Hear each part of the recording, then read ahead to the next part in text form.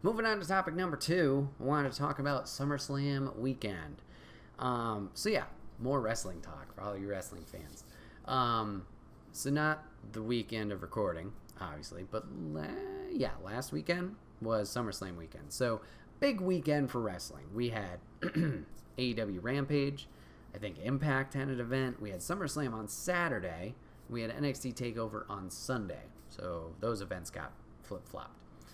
So a whole lot of wrestling, a whole lot of things happening. I'm going to talk the AEW side of things in the next topic.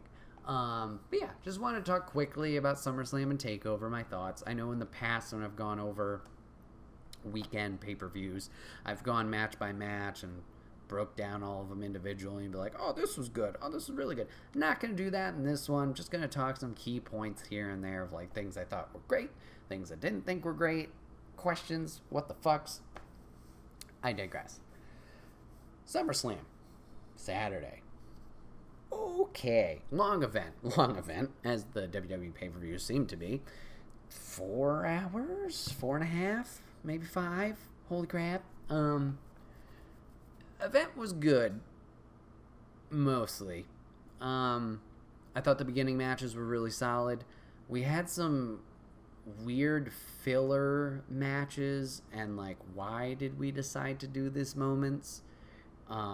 Like, for example, Drew McIntyre and Jinder Mahal. Did we need this match? I don't really think so. That was the same result that was happening on Monday Night Raw. Nothing different or exciting there. That just seemed like a waste of time. Celebrity interviews in the back. Why are these a thing? You don't announce these celebrities beforehand, so it's not like you're trying to pull in an audience there. That seemed really dumb. Then we get to the biggest what the fuck, or maybe, well, yeah, in my opinion, the biggest what the fuck of SummerSlam is Becky returning. Great. Love Becky. Love Becky as the man character, mostly. They kind of went a different direction with it that I didn't care for towards her end of her run before she left to be a mom. Love Becky. She's great. Cool. She's back. Woohoo! Excitement. She comes out after Sasha Banks, for some whatever reason, no explanation, just missed SummerSlam. She's not going to be there for a match against Bianca Belair. Okay. We send Carmella out. She's going to be the sheep of like, oh, she's the one who's going to fight for the title. Why? She's been losing constantly, Bianca. Why? The audience gives no shits. Clearly, the audience hated it. And this was a weird, maybe like, let's push him down so low so when Becky comes back, it's like, oh my God, everybody's so excited. Bold strategy, Cotton, but I guess it worked out. So anyways, Becky returns. Woohoo. Fanfare, everybody's excited, everybody's great. Cool. She comes back and immediately challenges Bianca for the title. Okay, we've been through this before with other returns. I'll take it. I'll bite. Whatever. This match is going to be awesome. We love Becky. She's great. She can wrestle. Holy crap. Bianca's great. We've been giving her the push for the last year. We gave her the Royal Rumble win. We gave her a WrestleMania moment. A main event on the first night. Holy crap. Bianca's been killing it this past year. Sweet. Love to watch her wrestler. We're going to get this great match between these two. All right. Shake the hands. Becky goes, bah! Forearm, cheap shot. And then she does whatever finisher she's doing now. I don't know what the fuck it is. 1, 2, 3. Done. Over. Finito. Finish. What the fuck was that? 25 seconds. 25 fucking seconds. Brock Anderson on AEW lasted 2.5 minutes against Malachi Black. The man was dead. They sent him out on TV at 9:56 p.m. Eastern when the show ends at 10. You knew it was a squash. This man lasted longer than the ladies did. What? Why so much disrespect to Bianca and everything you built for in this past year? You want your audience to get behind Bianca. So you have her do an amazing performance at the Rumble. And holy shit, she won it. Audience is like, oh shit, maybe I should start caring about this person. They're getting a big shot, big opportunity. She has a great partnership and working with Sasha Banks. An Elimination Chamber moving up to Mania. Cool. Sasha Banks turns on her. Oh no, Sasha's a big threat that we all love. I hope Bianca can do it. WrestleMania. Huge main event. First time two black women have faced off in the main event at WrestleMania and for a title, if I'm not mistaken. Awesome. Beautiful moment. She wins the title. Everybody's happy. Her family's there. She's crying. Well, she cries all the time, but that's good. It's tears of joy. You know, it makes you really relate. Fantastic. She's been doing great the past couple months pertaining to the title, too. Working hard. You bring Becky back, and you just fucking middle finger everybody in the crowd, everybody watching at home, just shit on everything you've built for a year, or, you know, the better half of a year. Why? What are you doing? You're complaining that you don't have these big superstars like Dwayne The Rock Johnson. Okay, that sounded mean. Dwayne The Rock Johnson's also. The Rock, Stone Cold, Triple H, Hulk Hogan. You're complaining you don't have these big stars. And then you do this. Now, I understand Becky's huge. I understand, you want Becky in the forefront. I get that. Totally fine. Totally fine with her winning the title from Bianca. Not against that. It's just, why this way? Why not have her come back the next Friday on SmackDown? Or I guess you could even keep it SummerSlam. Be like, hey, I'm back. I'm going to steal your thunder from your title victory. You don't have to fight for the title there. Hey, I'm back. I want to fight you eventually. Let's do this. Set up, storytell for later. Build the first chapter. In a different way. I guess this is still technically the first chapter. But yeah, the woman's been out of wrestling since Money in the Bank. Not the last one, but the previous one. So longer than a year. And you just come in, 2 shots, forearm DDT thingy, and you're done? What? So disrespectful to us as the audience and to Bianca as a talent. What are we doing? What are we doing? So that was the biggest what the fuck moment. We got some other things. We had Brock Lesnar return. Cool. I'm interested to see how that story with him and Roman and Paul Heyman being, the advocate for both of them separately at times. I'm interested to see how that goes. Roman and Cena was a great match. Good on those guys. Charlotte's champion again, because fuck it. Why not? I mean, I get it. She is the best woman they have, or one of the best. It's the Seth Rollins thing with me, or the Roman Reigns thing with me. It's the constant hole they fall into. It's the same shit on a different day, and I don't care. I just don't. I'm not trying to take anything away from Charlotte. Obviously, she's very talented in the ring. She's, like I said, she's one of the best women they have. But I don't care for her. And, granted, she's a bad guy too, so that's kind of should be part of the stick. But, it doesn't mean anything. And, granted, they did better with this storyline in that Nikki ASH got a win over Charlotte building up into SummerSlam on a Monday Night Raw. Cool. Make it believable. It's not just Nikki walked in with the Money in the Bank briefcase, stole the title, and then it was deuces, and she's nothing. She's got no skill. No, she got a win there. We got some credibility with her her being in more matches. We had the hardcore match or something like that. Fine. But, why? I just don't care that Charlotte has the title. I don't care. It just doesn't mean anything. It's just fuck, she's got the title again.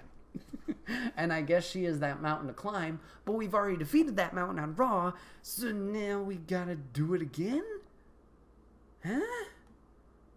I don't know. It would have been cool to have Nikki keep it, just to have something different. See her and Rhea go one-on-one. See her and Asuka go one-on-one. See her and Toni Storm's on a SmackDown, so that doesn't really work out. Who's on Raw? Who's on Raw anymore? Dana Brooke's out because she's pregnant. Natalya? Damina? No, thank you. Please. Shit, who is on Raw? Other for the ladies. Yikes. I don't know. So, I don't know. It just would have been something different and nice to see. So, big question mark there. Maybe we're building the underdog story and then Nikki can win it without being the briefcase. Fine. Like I said, nothing against Charlotte, nothing against using her storylines. It's just like she's always in the fucking title picture. I know she's helping people, but if she wins it every other time, does it really work out that way? No. It's just a revolving door of talent. Yeah. Did anything else happen SummerSlam weekend? Or sorry, SummerSlam specifically that was interesting? I don't think so, because nothing's calling out to me. Oh, I will say this. Stadiums are great. Keep doing stadiums. You want to get a lot of people in there. I know COVID's a whole thing. That's still scary.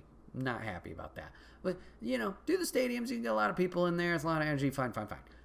Stop doing this fucking entranceway where I can't see shit if I'm anywhere in the arena except for the front rows. Hated it. They've done it the past two Rumbles where they come out like the dugout area and then it's the long hallway path. So stupid. You got like 5 video walls behind them that you barely have anything on there. Nobody knows who's coming out except for those big screens in the center. The Pepsi Vision, if it's Denver, but it's not. Like, they're like, oh, it's so-and-so. Now I know. I mean, or you just hear the music. But, like, I can watch this at home. I don't want to go to a live event to watch the fucking big screen. I want to see it. Put it on a fucking stage. Go down. Don't put them on a flat area where I can't see past 3 people. Ugh. Whatever. Anyways. So that was SummerSlam. Then we get to the big one. We get to NXT Takeover. R.I.P. by the way, NXT, potentially. We'll have to see. Got a new logo. Looks cool. So yeah, potentially the last good takeover of our lifetime for now. We'll have to see. Oh, it's Ballfish. My bad. That sounds nasty. Anyways. So, Takeover. We get Takeover. 5 matches. We got... Ooh, wow. I'm already blanking. That's not good. We got Samoa Joe going for the NXT title against Karrion Kross. We had Adam Cole versus Kyle O'Reilly in a 2 out of 3 falls match. We had Walter against Ilya Dragunov for the UK title. We had Dakota Kai versus Raquel Gonzalez for the NXT Women's title. And then we had your opener, which is the $1 Million Championship, which was Cameron Grimes versus LA Knight, not Eli Drake. Excuse me. As Lady in Chat says, the best wrestling match of all time, and it stole the fucking show, was Walter and Ilya Dragunov. Now, I know a lot of people have talked about their first match. Not gonna lie. Haven't seen it. But Walter and Ilya Dragunov 2? Holy shit. This match was awesome. Not high flying, just two men smacking the shit out of each other.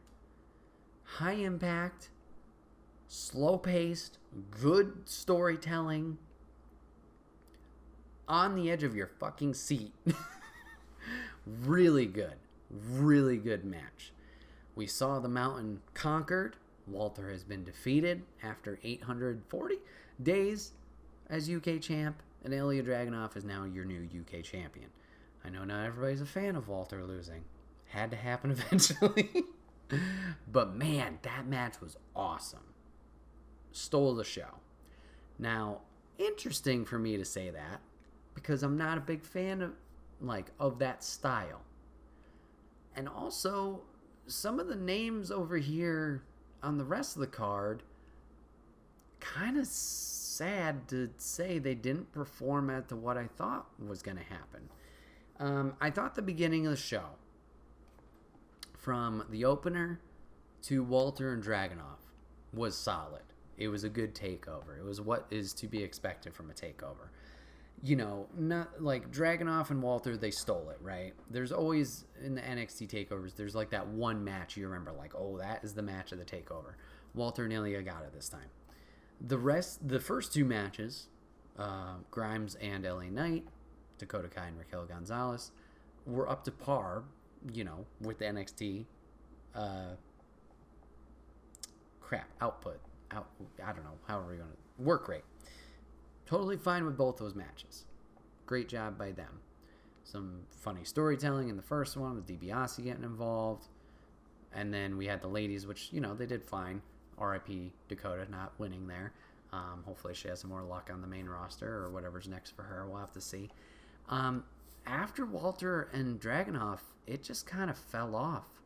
So the next match we had, which should have stolen the show, to be honest, was Adam Cole versus Kyle O'Reilly in the 2 out of 3 falls.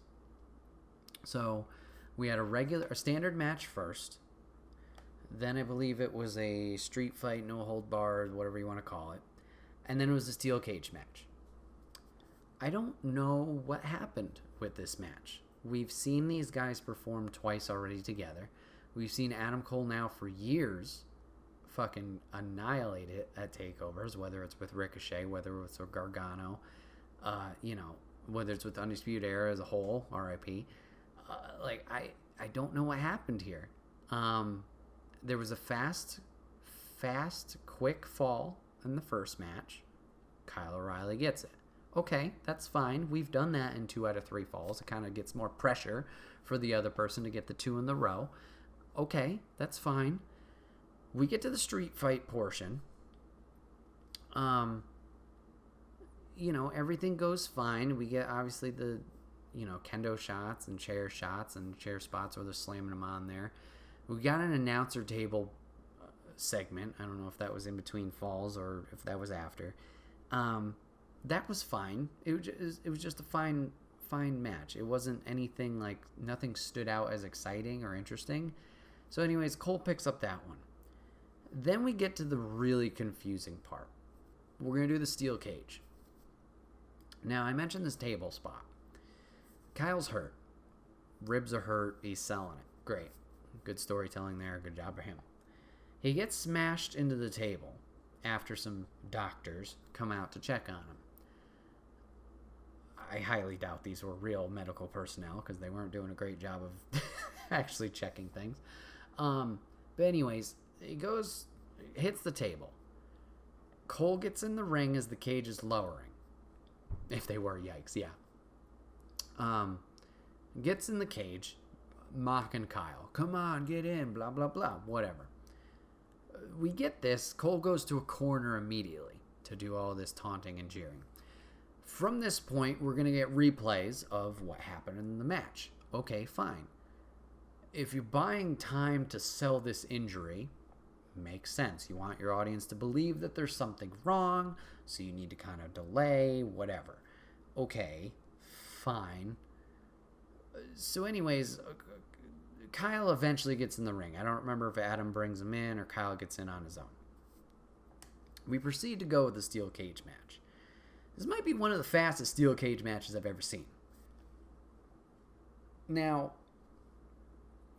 they do the typical smash each other in the side of the cage, you know, do those spots. I think there was maybe one escape attempt. There was a Panama Sunrise off the rope, which was cool. Kyle then proceeds to get handcuffed by Cole to the top rope. So he's screwed. He can't stop Adam from escaping. Genius. Good storytelling. You're putting the good guy in a shitty situation that he needs to hopefully overcome and, you know, defeat the bad guy. Great. Cool. I like it. We do that. O'Reilly somehow manages not to escape the handcuffs, but he was next to the cage wall out on the apron. There, handcuffed. He manages to get Cole in a submission and move his body inside the ring. Not that it really matters his body positioning, but he manages to finagle with the reversal to get into the ring and stops Cole with a submission. Now, submissions especially if it's the end. Typically, pay-per-views, you're going to sell it a little bit like, is he going to give up? I don't know. It's a high drama. We didn't get that. Adam sold it for maybe a couple seconds and tapped almost immediately. And the match is done. Just like that. The audience, all the energy was sucked out of the building, out of them for a second, quiet, and they started to boo. They were not happy. And to be honest, I wasn't happy either. Like, if it was a safety thing, like Kyle was actually hurt, totally fine. I get that. However, as of recording this, I said the events were last weekend.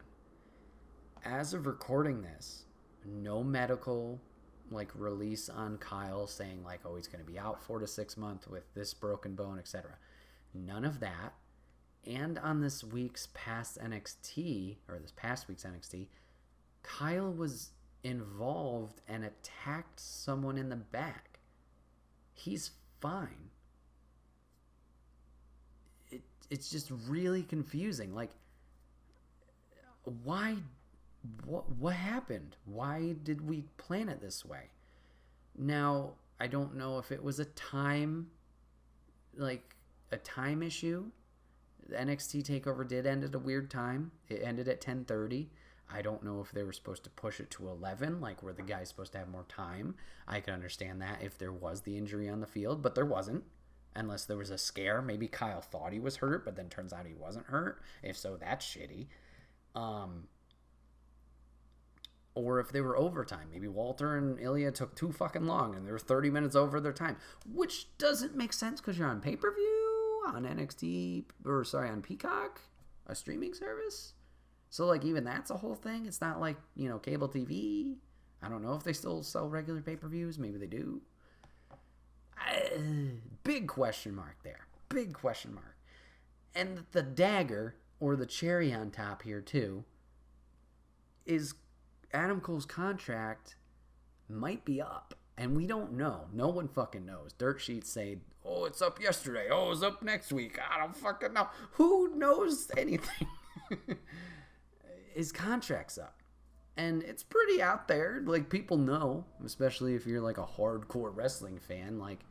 You look this shit up, or are in those news circles. If this was Adam Cole's last match in NXT, and WWE, oof.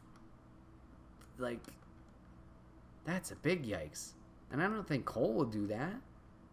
I don't think O'Reilly would do that. I don't think even Triple H would do that to say, fuck you. No. I know if, Adam's leaving, let's say hypothetically is, for AEW, Ring of Honor, Impact, wherever the fuck he wants to go. Let's say he's leaving. I have enough faith in Adam Cole that he's a good guy and he would do the right thing and put Kyle over.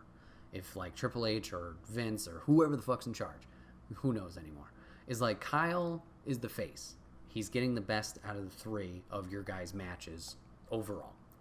We want to push Kyle. I'm sure Cole would do the job.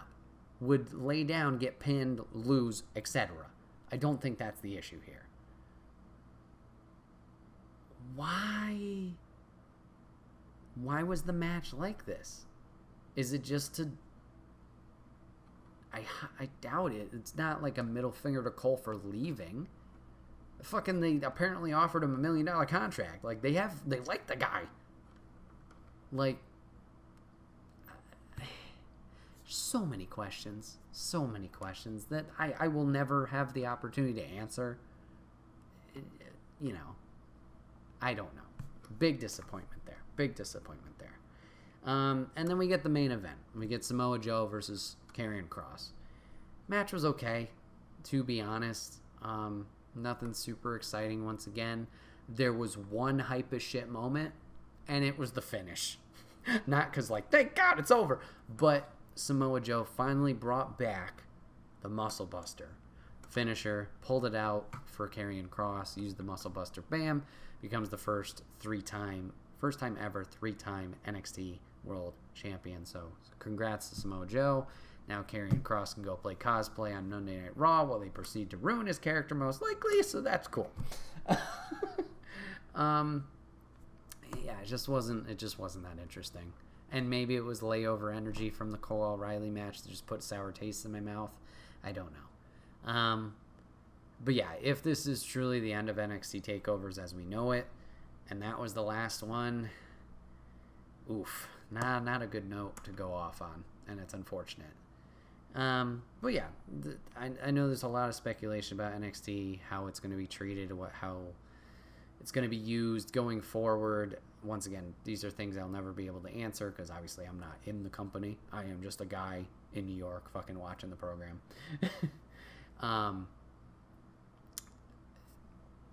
We'll have to see where it goes from here. We'll have to see how the talent is used, who gets moved up to the main roster, who gets let go, if they're letting go more people, if takeovers are even a thing anymore, and how they're performed. We'll have to see. But yeah, that's just my overall thoughts on SummerSlam weekend and things that took place on the WWE side of things.